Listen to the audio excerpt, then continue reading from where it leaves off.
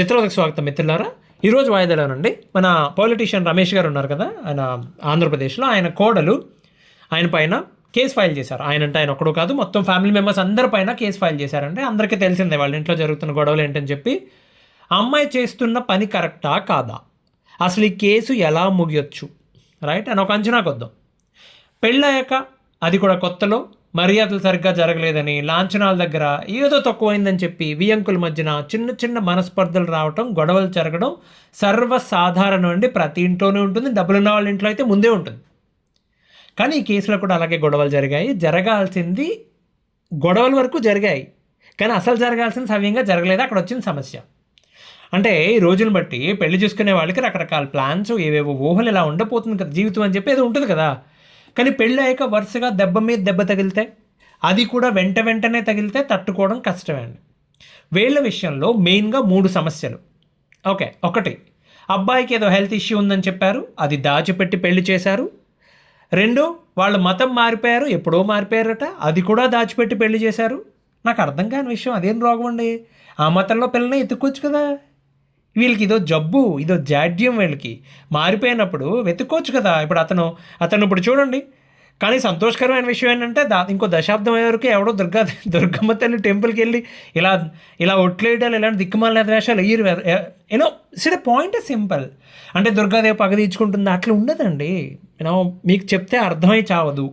Okay, that's a positive energy. Temple అంటే ఏంటి, ధ్వజస్తంభం ఎందుకు పెడతారు, ఎనర్జీని గ్రౌండ్ చేయడం అంటే ఏంటి, ఎందుకు అక్కడ పవర్ ఉంటుందని నమ్ముతారు. అంతమంది నమ్మకం ఉన్నప్పుడు నువ్వు వెళ్ళి ఒట్లేసి అంటే ఆవిడ నవ్వుతూ హాయిగా ఇలా చిద్విలాసం చేస్తూ ఉంటుంది. దుర్గాదేవి అంటే తెలుసో తెలీదు, విజయవాడ కనకదుర్గాదేవి రీసెంట్గా చూడడం వల్ల నాకు బాగా గుర్తుండిపోయింది ఆవిడ రూపం.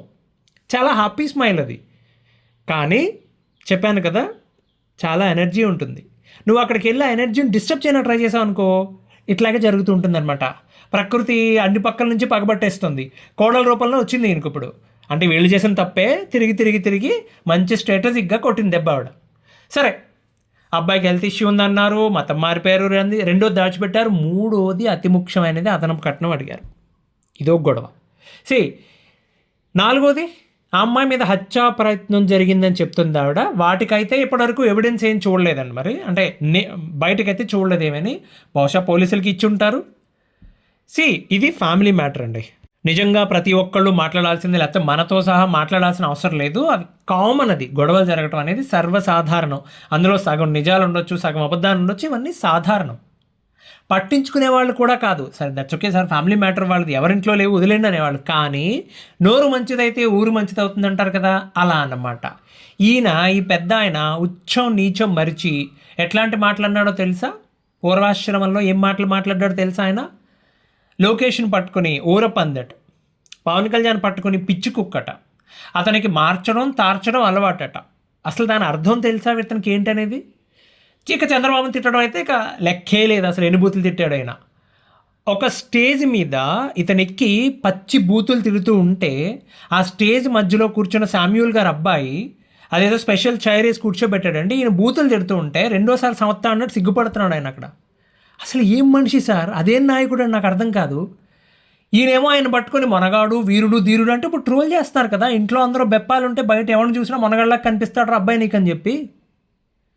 ఈ జోక్ గారు అబ్బాయి, ఆయన పైగా అమెరికాలో ఎక్కడ చదువుకున్నాడట. అదేం పద్ధతిలో, అసలు ఆ బుద్ధులేంటో, అతను మాట్లాడే మాటలేంటో. వీళ్ళు నెక్స్ట్ జనరేషన్ చాలా భయంకరంగా ఉన్నారని బాబు వీళ్ళు. తెలుసా మీకు, చంద్రబాబు నాయుడిని ఆయన అరెస్ట్ చేయించినప్పుడు ఆయన గోరువెచ్చని నీళ్ళు అడిగాడట. ఆయనకి ఏదో ప్రాబ్లం ఉంది, ఆయన ఈ శీతాకాలం నార్మల్ నీళ్ళతో స్నానం చేయలేడు, కొంచెం గోరువెచ్చని నీళ్ళు అడిగారట. జైల్లో అడిగారు, వాళ్ళు ఇచ్చారో ఇవ్వలేదో తర్వాత విషయం. కానీ దాని గురించి ఎంత దారుణంగా మాట్లాడాడంటే ఇతను, ఈ కుర్రాడు అమెరికా రిటర్న్, పెద్ద పొలిటికల్ ఫ్యామిలీ నుంచి వచ్చిన నెక్స్ట్ జనరేషన్ వారసుడు మాట్లాడిన మాటలు అవి. అరే, ఆ మాటలు అందరూ ఉండిపోతే సోషల్ మీడియాలో, భవిష్యత్తులో మీకు అలాంటి పరిస్థితి వస్తే ఇబ్బంది అవుతుందని బుద్ధి జ్ఞానం కూడా లేదు వీళ్ళకి. మనకు కొంతమంది నచ్చకపోవచ్చు, కానీ మన దగ్గర పవర్ ఉన్నప్పుడు, మనది అప్పర్ హ్యాండ్ అయినప్పుడు నోరు మన చేతలు 2 అదుపులో పెట్టుకోవాలి. ఇక ఈ కేసులోనండి ఆవిడ ఎవరైతే కోడలు, మేఘనా కదా ఆవిడ పేరు, ఆవిడ స్ట్రాటజీ గురించి స్ట్రాటజీ ఎలా ఉంది మాట్లాడదాం. ఈ కేసు కోర్టులో ఎంతవరకు నిలబడుతుంది? సాక్ష్యాల విషయానికి వస్తేనండి, ఆ అబ్బాయికి ఏదో తేడా ఉందని చెప్పి ఆయనే ఒప్పుకున్న వీడియో ఒకటి బయటకు వచ్చింది. ఇక దానికి తిరుగులేదు ఆబ్వియస్లీ, రైట్. రెండోది, ఆయన గర్ల్ ఫ్రెండ్ అట ఎవరో, ఆవిడ కూడా ఎవరో చెప్పారు. నేను ఇవన్నీ ఈ వీడియో చేయడం కోసమే చూశాను, మహానుభావులు ఏంటి ఇంతలా షేర్ చేస్తున్నారని చెప్పి.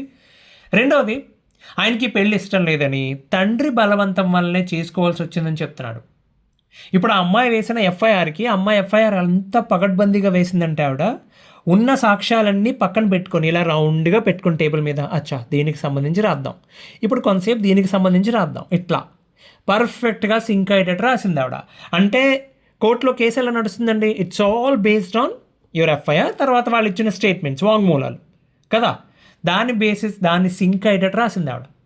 ఇంకొకటి మరీ ముఖ్యమైనది, అత్తగారు కోడలికి మధ్య జరిగిన ఆడియో, అబ్బో ఆవిడ చాలా క్లియర్గా ఇన్నోవా కారు కావాలి, వ్యాపారానికి 2 కోట్లు కావాలి, అయ్యా మళ్ళీ చెప్తున్నాను 2 కోట్ల రూపాయలు.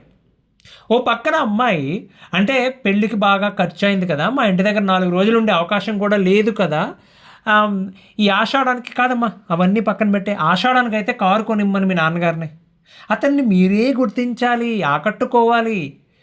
పోనీ ఒకసారి కాదండి 10 సార్లు ఆ మాటలు ఆకట్టుకోవాలట.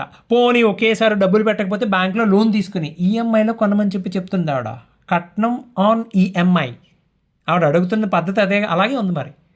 ఇంకా కొన్ని పర్సనల్ విషయాలు ఉన్నాయండి, ఫస్ట్ నైట్ రోజు ఏం జరిగిందో అవన్నీ చెప్పడానికి ట్రై చేస్తూ ఉంటే ఇవిడేమో అవన్నీ ఒప్పేసుకున్నట్టు అయింది ఆవిడ.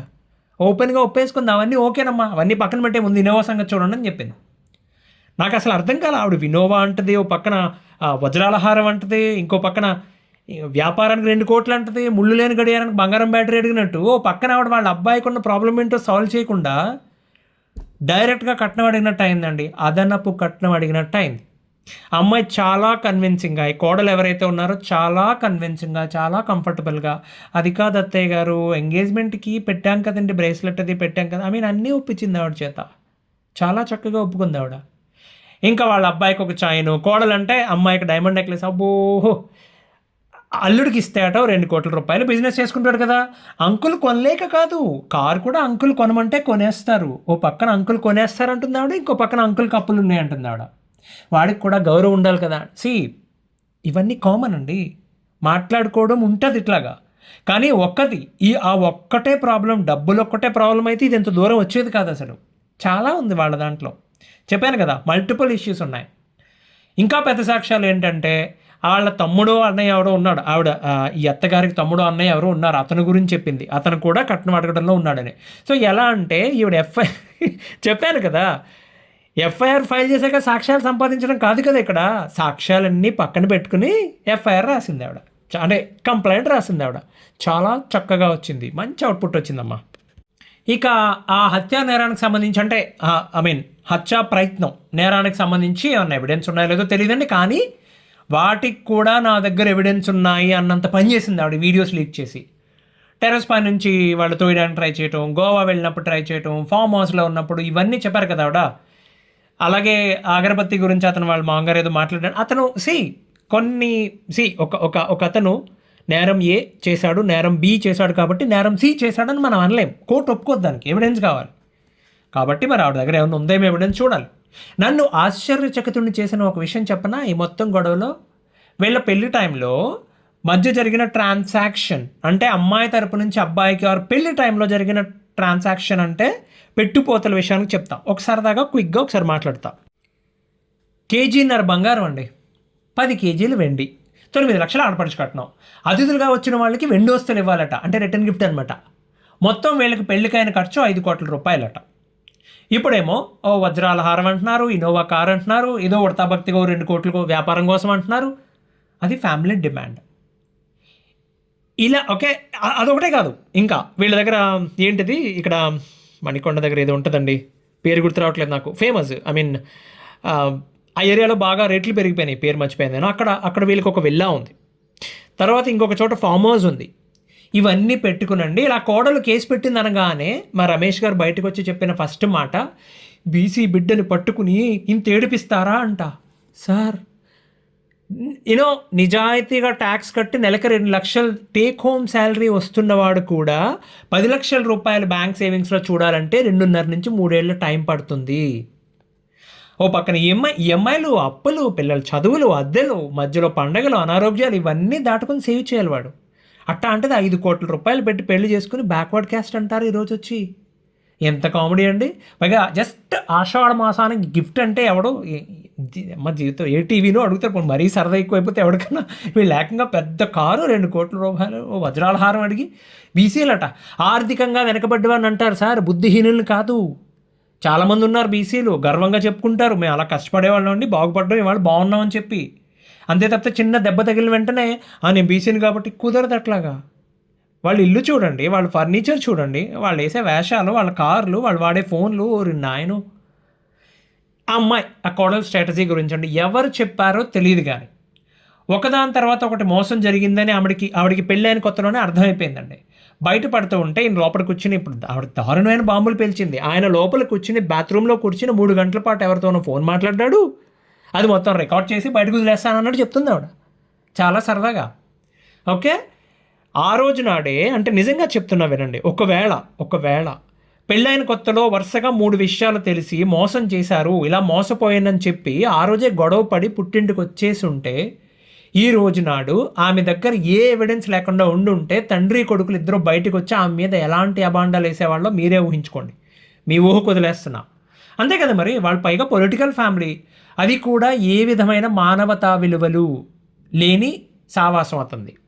ఇప్పుడు మీకు గుర్తుండే ఉంటుంది, మీకు విషయం తెలుసా, వివేకానంద రెడ్డి గారు చనిపోయారు కదా, ఆయన కేసులో వాళ్ళ అమ్మ ఎందుకంత పట్టుబట్టేసి, సునీత గారు ఎందుకంత పట్టుబట్టి పోస్ట్ మార్టం చేయాల్సిందే అని చెప్పి, తర్వాత సిబిఐకి వెళ్ళాల్సిందే అని చెప్పి రాష్ట్రపతి దాకా వెళ్ళి సుప్రీంకోర్టు దాకా వెళ్ళి పోరాటం చేస్తున్నారో తెలుసా?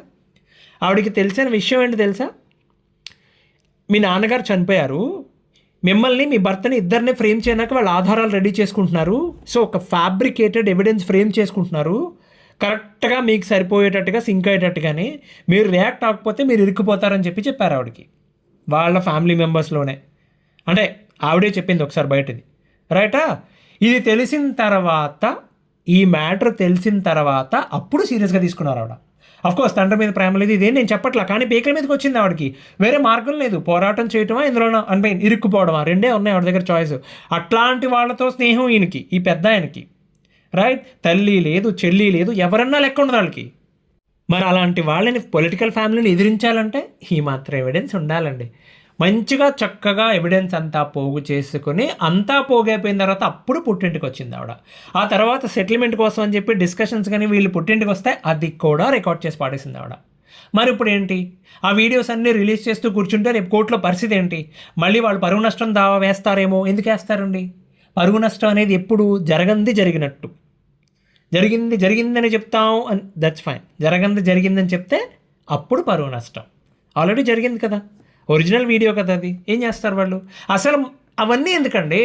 ఈ మ్యాటర్ కోర్టులో సెటిల్ అయ్యే విషయమే కాదు, బయట జరిగిపోతుంది, అది బయట సెటిల్ అయిపోతుంది. ఇప్పుడు ఆవిడది అప్పర్ హ్యాండ్. ఆ అమ్మాయి చెప్పిన నెంబర్తో సెటిల్మెంట్ అవ్వాలి. ఏం లేదు, ఎందుకంటే ఆ అమ్మాయి దగ్గర ఇంకా మొత్తం అన్నీ కలిపి అంటే నిన్న చూసి న్యూస్ని బట్టి 21 ఎవిడెన్స్లు ఉన్నాయని చెప్తుంది ఆవిడ. Audio, video, documented, direct, indirect అంతా కలిపి 21 ఎవిడెన్స్లు ఉన్నాయి, మేజర్ ఎవిడెన్స్. దాంట్లో 6 వచ్చినాయి బయటికి, ఇంకా 15 ఉన్నాయి బయటకు రావాల్సింది. సో చచ్చినట్టు సెటిల్ చేసుకోవాలి, వేరే మార్గం లేదు వీళ్ళు. నాకు తెలిసి వాళ్ళ రాజకీయ జీవితం కూడా అయిపోయినట్టే అండి. ఒకవేళ అంటే మా మోహన్ అన్నయ్య జనరల్గా నేరం చేసిన వాళ్ళ సైడే ఉంటాడు కాబట్టి రేపొద్దున్న నిజంగా వాళ్ళు అధికారంలోకి వచ్చి పదవిస్తే ఇవ్వాలి తప్ప, లేకపోతే వాళ్ళ రాజకీయ జీవితం అయిపోయినట్టే. కనీసం ప్రజలకు ఉండాలి కదా, ప్రజల్లో ఏమాత్రం విజ్ఞత ఉన్నా వాళ్ళకైతే అంటే ఓటేస్తారైతే నేను అనుకోవట్లేదు. సో ఆవిడ వీడియోస్ రిలీజ్ చేసింది కాబట్టి, అంటే ఇంకో ముఖ్యమైన విషయం, ఈ అమ్మాయి కోడలు ఎవరైతే ఉందో ఇప్పటివరకు ఆ వీడియోస్ ఎవిడెన్స్ బయటకు రిలీజ్ చేసింది కాబట్టి ఏమో, కానీ లేకపోతే ఆవిడ ప్రాణానికి కూడా ప్రమాదం ఉందండి. ఏం లేదండి, వాళ్ళకి అలవాటు కదా. నైట్ అమ్మాయి, మా కోడలికి కొరియన్ ఈ సిరీస్ అంటే చాలా ఇష్టం అండి, వెబ్ సిరీస్ ఏదో చూస్తూ రాత్రి నిద్రలో ఉలిక్కి పడితే హార్ట్ అటాక్ వచ్చింది, చనిపోయిందని చెప్తారు పొద్దున్న లేచేసరికి. ఏముంది, వాళ్ళకి అలవాటు కదా, సింపుల్గా మరణించిందని చెప్పారు పొద్దున్న లేచేసరికి. అదండి విషయం. ఓకే, చాలా విచిత్రమైన విషయం. ఈ అమ్మాయి తెలంగాణ అమ్మాయి అయితే మా ఇక్కడ తవిక గారు ఉంటారు, ఆవిడ మాట్లాడట్లేదు. ఇక తర్వాత ఒక ఆయన ఇంత బంకమట్టి తిని మెడక తాడు బిగించుకుని పెద్ద నూతులో దూకి మాట్లాడుతూ ఉంటాడు పప్పుషార్ అని చెప్పి, ఆయన కూడా ఏం మాట్లాడట్లేదు. తెలంగాణ అమ్మాయి కదరా, మాట్లాడంటారు బాబు, మాట్లాడరు వీళ్ళకి తెలంగాణ వాళ్ళకి ఏదైనా నష్టం జరిగితే మాట్లాడరు. ఆంధ్ర నుంచి ఎవడో ఎమ్మెల్యే ఎంపీఓ వచ్చి ఇక్కడ 10 ఎకరాలు ఆక్రమించుకున్నాడంటే మాట్లాడరు. Silence, pin drop silence. గొప్పోళ్ళు మరి. తర్వాత బెయిల్ పిటిషన్ వేశారంటే ఐ థింక్ ఇవాళే, ఐ థింక్ శుక్రవారం నాడు, నేను ఇది శుక్రవారం నాడు రికార్డ్ చేస్తున్నాను. సో ఫ్రైడే రోజు ఉంది, మరి ఇంకా తెలియదు ఏమైందో జడ్జిమెంట్ అది దాంట్లో. అయితే దాంట్లో వాళ్ళు చెప్పింది ఏంటంటే ఆయన మీద 60+ క్రిమినల్ కేసెస్ ఉన్నాయి, కాబట్టి అంత ఈజీగా తీసుకోవద్దు, ఎవిడెన్స్ చాలా స్ట్రాంగ్గా ఉంది మా దగ్గర, మీరు ఎట్టి పరిస్థితుల్లో బెయిల్ ఇవ్వద్దని అవతల పక్క వాళ్ళు మాట్లాడుతున్నారు మరి. సో తర్వాత సెక్షన్స్ కూడా కొంచెం సివియర్ సెక్షన్స్ పెట్టినట్టున్నారండి. చూద్దాం ఏం చేద్దాం. ఇదంతా ఓ లెక్కనే. ఈ వీడియోలకు సంబంధించి ఒక ఫేమస్ టీవీ ఛానల్ వాడు యూట్యూబ్లో ఛానల్లో దాని గురించి చేస్తూ ఉంటే కింద ఒక పాస్టర్ గారు కామెంట్ పెట్టాడు, నేను చర్చిలో ప్రార్థన చేశానండి మీరు ఎమ్మెల్యే అవ్వాలని చెప్పి, అప్పుడు నాకు చర్చి కట్టిస్తాను స్వయంగా స్థలం ఇచ్చని చెప్పారు రమేష్ గారు, ఆయన గెలిచిన తర్వాత వెళ్తే వెటకారంగా నవ్వి చేతిలో 5,000 పెట్టి వెళ్ళిపోమని చెప్పారు, అందుకే నేనే శపించాను అతను. ఎవడి క్రెడిట్ ఆడు తీసుకుంటున్నాడు. కానివ్వండి. మళ్ళీ వాయిదాలో మళ్ళీ కలుద్దామండి. అంతవరకు సెలవు. ధన్యవాదాలు.